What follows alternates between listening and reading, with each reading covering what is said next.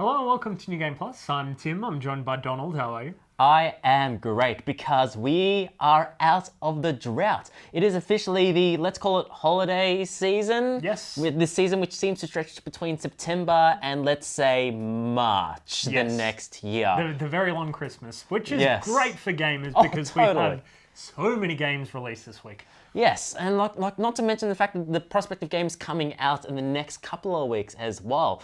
You've got Destiny, you've got Destiny! Yes. I'm kind of looking forward to Destiny, can't you tell? New patches for WoW as well. So along with the massive games that are being released, the length of the games like Metal Gear Solid, Mad Max, all these big games, you've got all this other content that you need to play as well. I need to get back into raiding in WoW. It's just too much time. No, but you have to go to the what's the inevitable Call of Duty game. Yes. Yeah, but before you do that, you have to make sure your Destiny character is all the way leveled up to level 40. Yes, and play the yearly Assassin's Creed at the same time. It's all my goodness, and then 3 Toy to Life games as well, so I need to also spend time trying to build all the cabinets for all my toys. Yes. But we have an episode this week. Yes. We're looking at a movie segment as well, where Liam actually sees, who has never seen anime in his life, watches a movie about an anime. This can only end well. Yes.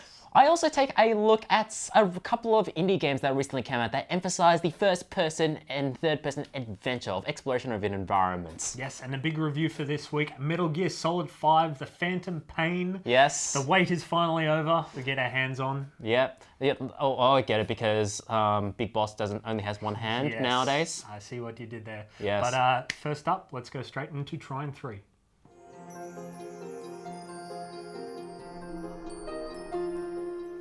Now, something that you've probably seen on Steam before is the Trine series. Yep. And we both loved 1 and 2, fantastic 2D platformers. But now Trine 3 is out, Artifacts of Power. And isn't it disappointing? It is a bit.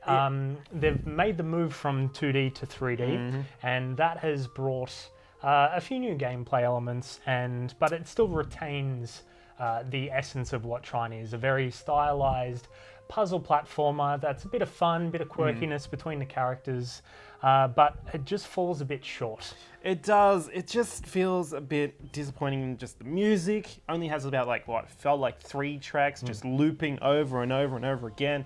The puzzles didn't really translate well to 3D. Even like the powers of the wizard, you only have 1 power instead of like the 5 that you could have had in 1 and like the 20 that you could have had in 2.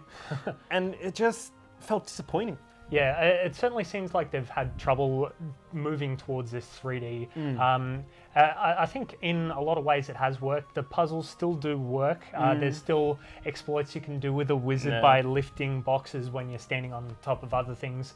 And there's a lot of ways to approach the puzzle with the 3 different characters. You can use their different skills, but generally you can still get through the puzzles by abusing the lift or just doing one thing over and over. But in the end, I think it's still a fun game, but it has the issue of being quite short. The other games were longer. It looks like they've just run out of budget, especially with the way the story ends and the final boss. It is a bit disappointing. So if you haven't played Trine before, I think we can really recommend 1 and 2. Fantastic games, certainly longer, a lot more there. Trine 3, probably only pick it up if it's on sale and you are really looking for more Trine.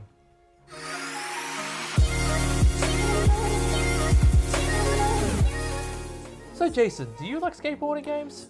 You know what? I don't really like skateboarding, but I actually really do like skateboarding games. Well, what if I told you there was a brand new skateboarding game in 2015 that's not what Tony Hawk's 5 was supposed to be? Okay.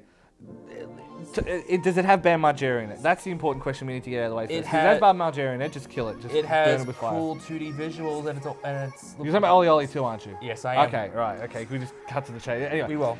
Oli Oli 2. Yes. Not your traditional skateboarding game. No, it is not. So it's basically like you have from here to here. It goes from down that point. So you'll be going downstairs. There'll be rails. There'll be jumps to make stuff like that. And it's basically do your best run. Exactly. The point is you start from point A, go to point B. You have 5 goals. If you want to achieve them, you can, but it's recommended you do because it makes you a better player. Because this game is very particular about how you do things. Like timing is important. Yeah. Landing stuff is important. Yeah, you need to press A every time you land, and like that affects your combo, it affects your points.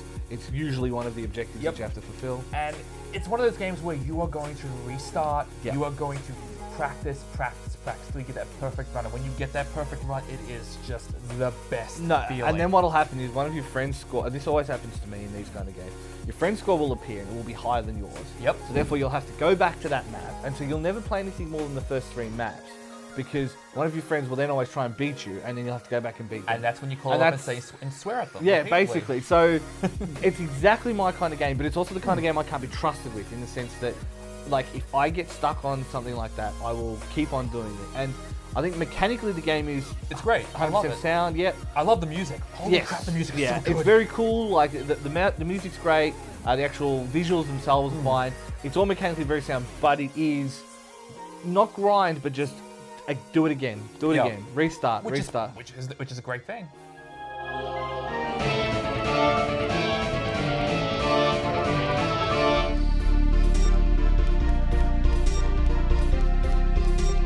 We've recently seen a pair of games released about the same time that are very similar, so let's bundle them up and let's check them out. It's all over. I'm the only one left.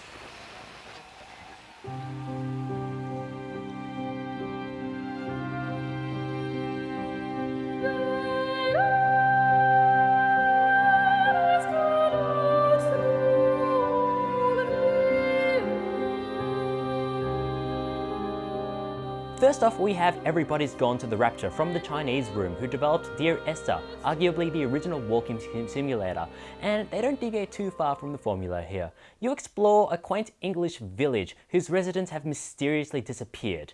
You'll be doing a lot of walking here, and yes, it is kinda slow. Even if you hold down R2, you merely go from an amble to a traipse, and even then, there's a lot of village here, about 46 hours worth, but there's not much to do in there. You can't interact or pick up items. Now, this may be a turn-off for a bunch of you, which is a shame considering you'll be missing out on some beautiful storytelling. Throughout the game, throughout your explorations, you'll run into these flashbacks of the villagers, of the conversations and the key events that happened before they disappeared. You'll learn about the Rapture this way, but you'll also learn about the characters. And these are some small human stories, stories that can really affect you, especially when these characters eventually meet their maker. Even though you never see these characters, their final moments are still heartbreaking, especially with the gorgeous visuals, great voice acting, and fantastic soundtrack by Jessica Curry. If you can get past the pace and nature of Everybody's Gone to the Rapture, then you are in for an anthology of love, faith, and physics.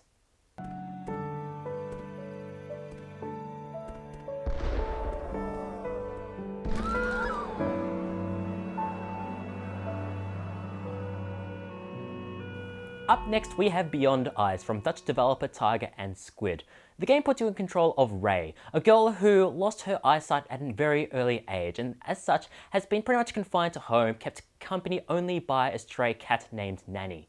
Nanny eventually just stops visiting, which prompts Ray to explore the world for the first time.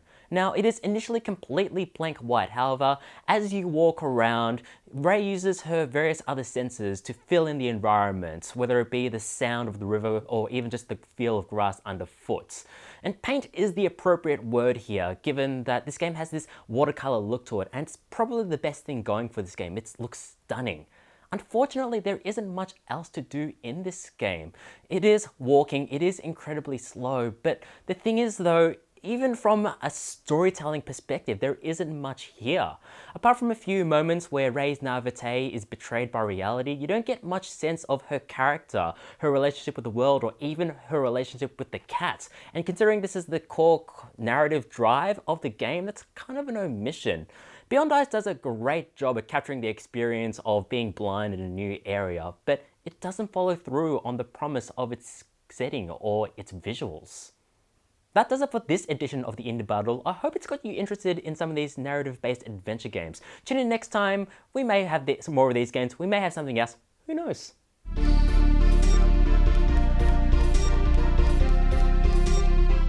Now, I've been really lucky in the last kind of couple of weeks, months, Liam. I've seen some fantastic Japanese cinema, like Myth, like through some of the streaming services, some really, really good Japanese movies. I've seen some pretty good English language films. Yeah. A couple I really liked. Mr. Holmes is pretty good. Yeah. Was it as good as the Attack on Titan live action that we've just gotten back from? We saw it tonight. I've never seen the anime. Basically, I haven't heard anything bad about the anime. I've just heard good things about it, but I've never seen an episode. Okay. You've seen it. Now I've seen all. I've read it as well. I've read past where the anime stops, so I'm pretty well versed in the story, in kind of the direction and stuff like that.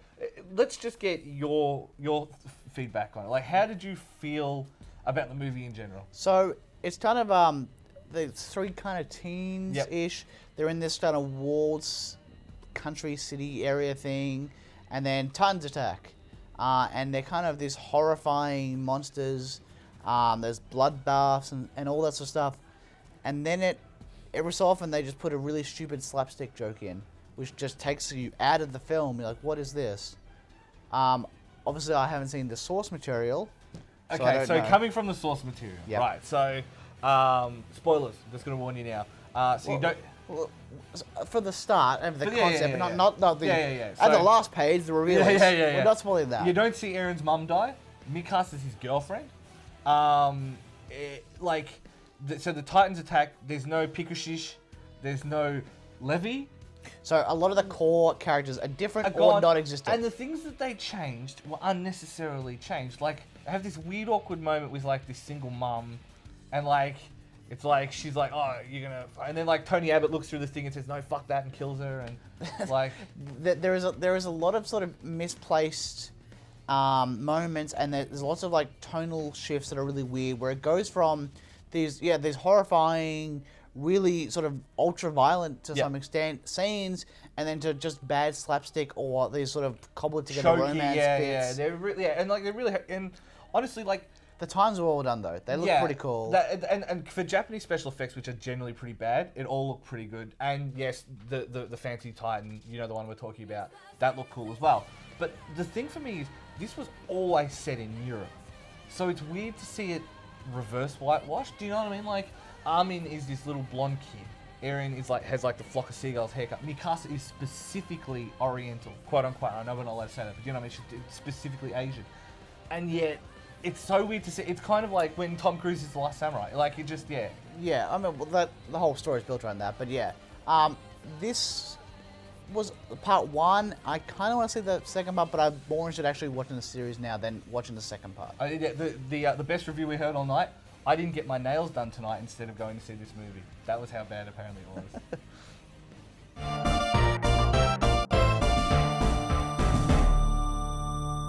Welcome to Old Game Plus, and today we're going to talk about two giants of the computer industry back in the mid 80s to early 90s. And it's not IBM and Apple or Microsoft and Apple, it's Atari and Amiga. People forget how significant the Commodore and Atari were at the time. Yes. And they gave us, well, two massive, not so much in Australia with the ST, but they gave us two massive computer brands. Yes. And but they didn't last very long. But we'll go back to the start. We'll talk about Jay Miner. So Jay Miner came up with the chips that were in the Atari 2600 and worked for Atari, and then got permission to go off and do his own thing because he was keen to do a console computer hybrid.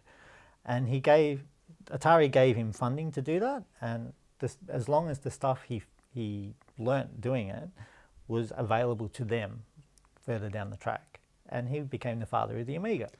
Yes, the Atari had rights to the Amiga technology that they developed for 1 year as a console, and then after that as a computer.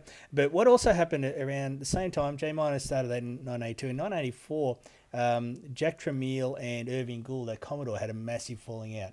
Commodore had just sold $1 billion worth of Commodore 64s, which is quite amazing. A lot of money. And but in the end, after that, Tramiel left and started his own company with a similar view, making a computer games console sort of hybrid. And the two of them were basically at that point effectively at war with each other. Yeah. Butthurt powers everything. Apple, Microsoft, Sega, Nintendo. Yes. It's the most powerful force in the universe. So what happened is Atari was put up for sale. Tramiel found out that Atari was for sale. He decided to buy it, which made him the owner of Commodore and Atari at one point. When he bought Atari, he got all the rights to the Amiga stuff, which actually meant that for a little time Atari owned Amiga. Now, Yes. when he did that, he took a lot of Commodore people to the new Atari, sacked a lot of Atari people. Amiga wasn't happy, so they started negotiating with Commodore, much to the delight of Irving Gould, and Commodore jumped in and basically took the Amiga technology off Atari, and the rest is history. It ended up with Commodore. So it was a really fascinating story of how those things go at the time. And as that happened, Atari tied them up in the courts over this taking Amiga off them, and made sure they got as much of that research they funded into their new computer, which was the Atari ST. And it came out 2 months before this one. He used lawyers just to beat it. And, the Amiga came out and then this one a little while later. But yes, and that was all basically those two trying to outdo each other. So yeah, the Atari ST lasted from 85 until 93. And then it was stopped because they decided to focus their development on the new console, the Atari Jaguar. That sounds awesome. It does, doesn't it? Yes.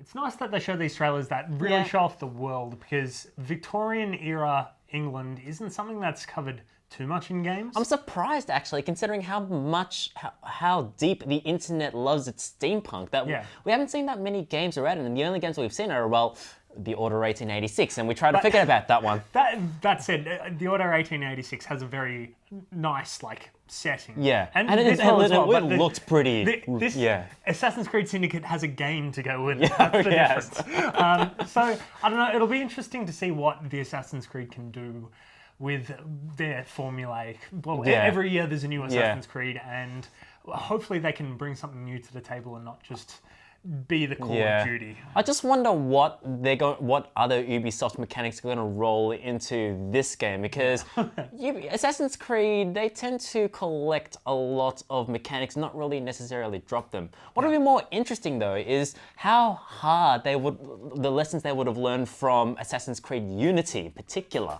Considering that. But that was not the most well-received game, aside from the technical flaws and the weird flesh monsters that we got early on. And the fact is, even just once the game worked, people weren't that thrilled with it. Yes, so in essence, the more they borrow from Black Flag, the better. The less they borrow from Unity, the better. So you want Victorian pirate ships? Yes. Actually, that's a really good idea.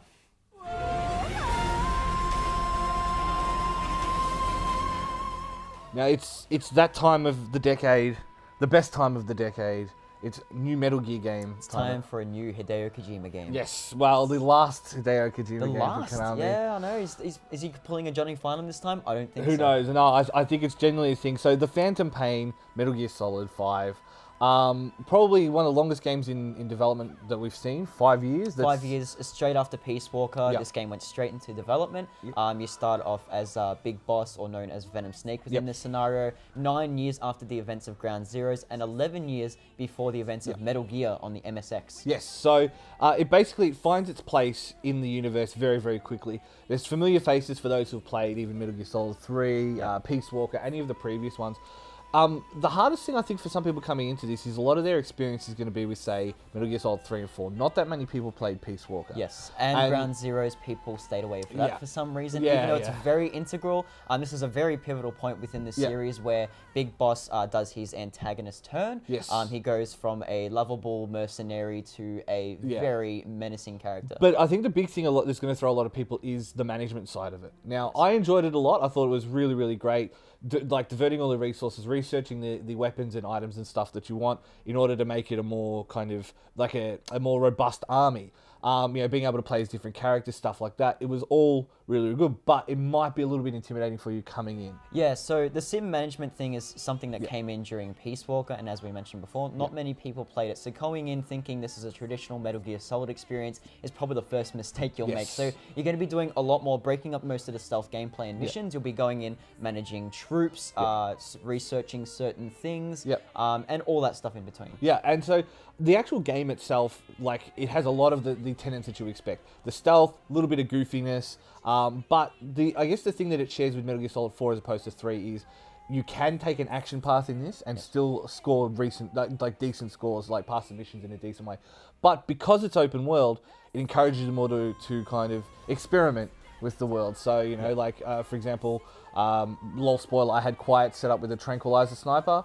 And so I'd fire and they'd all pay attention to me, and then I'd get her to trank him in the back of the head. Yeah. So I didn't have to trank a single person, she did it all, and then they're all asleep. You can go all by yourself as well, or you can get other people in, such as Diamond Dog, who does a really good job at spotting people, so you can do a lot of reconnaissance before you strike. Very similar elements to stuff like Far Cry and Crysis, and I found that really, really good. It actually meshed with the rest of the game's it doesn't feel out of place in the world, but I guess it is, your enjoyment of the game is going to come down to what you expect out of a Metal Gear game. If you expect Metal Gear Solid 3, it is not Metal Gear Solid 3.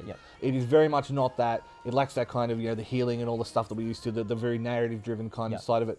But if you want that kind of core Metal Gear experience for the new age, Phantom Pain is pretty good. Yeah, I gotta say, it is one of the games that defines this generation. I cannot think of a bad thing about it. Definitely go out there and give it a try. Except for Ocelot. It's heartening to see that even though this game was in development for so long, that it went through so much development drama with Kojima pretty much being kicked out of Konami, probably relegated to some health club or something like that, that the game still ended up as good as it is. Yes, it is certainly a fantastic game. I'm very happy that it's on PC. I can get my Hideo Kojima fix on Steam. And it runs so well as well, which is surprising for a PC port nowadays. You still can't play Batman Arkham Knight, can you? No, we can't. It's very sad, but it's really good to see that. If Metal Gear Solid 5 is going to be Hideo Kojima's, last Metal Gear game, it's a really good fitting send-off because it's a fantastic game. We're all loving it. Yes. The guys that were streaming it on YouTube Gaming as well, they played for like 2 days straight. Pretty much. And then Matt, not only did he finish that stream off, he started again at home on his console. So he started all over again. That's shows dedication. Yeah, how good this game is. This is neglecting to mention the fact that he has a life-size Hideo Kojima body pillow. Yes, that is also very, very disturbing. But that's fantastic. Disturbing is a word, I'd call it, that's for sure. Yes, so I'm just having so much fun with Phantom Pain at the moment, especially the Fulton recovery system, because that has got to be one of the most entertaining game mechanics out there. Just like Fulton a sheep, yep. Only a sheep? Yeah, we're going to have lamb for dinner. Fulton a bear? Fulton a bear, yes. That's going to be a awkward delivery for the helicopter pilot up there. Oh, I got a package. Oh God, what have I got? But that's it for this week. We do have a competition running on our Facebook, so what is it? You can win one of 3 copies of Satellite Rain. Go to our Facebook page and YouTube page, look for our relevant competition video, enter, and you'll be in with a chance to win. But that's it for this week, so visit our website, www.newgameplus.tv. Like us on Facebook, facebook.com/NewGamePlusTV. Follow our Twitter and Instagram at NewGamePlusTV. And follow us on YouTube at NewGamePlusTV for videos and live streams. Thank you, Donald. Thank you, Tim. We'll see you guys next week.